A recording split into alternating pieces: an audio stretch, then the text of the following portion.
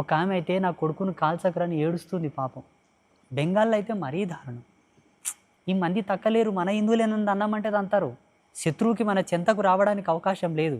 వానికి అర్థమైపోయింది, నేను మాట్లాడే ప్రతి మాట అర్థమైపోయింది. ఏంది నేను చెప్తున్నా, ఏం చెప్తున్నా, మీరు వాళ్ళని పూజించడానికి గల కారణం ఏంది చెప్పుర్రి, మీకు ఏమైనా లాభం ఉంటే నేను కూడా వస్తా అంటున్నా. ఆడ ఆప్షన్ లేదు కదా.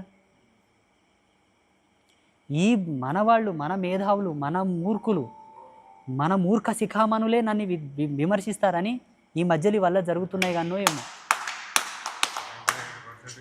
ఇప్పుడు చూడండి, ఇప్పుడు ఒక్కటి మీరు లాజిక్ ఆలోచన చేయండి. అసలు మర్మస్థానాలను పరీక్షించి కాల్చడం అంటే ఆడ మతమే కదా. ఒకవేళ వాడు ఉగ్రవాది, మొన్న అసదుద్దీన్ ఓవైసీ, అక్బరుద్దీన్ ఓవైసీ ఒక స్టేట్మెంట్ ఇచ్చారు, ఉగ్రవాదులకు ఇస్లామిక్ ఏం సంబంధం లేదు, ఉగ్రవాదం మా మతానికి సంబంధించింది కాదు, ఉగ్రవాదం మతతత్వం కాదన్నారు. ఇప్పుడు మతతత్వం కాకపోతే ఏంది ఇది? భూమి పుట్టినప్పటి నుంచి ఉగ్రవాదుల లిస్ట్ అంతా మొత్తం చూస్తే ఓలే ఉంటారు.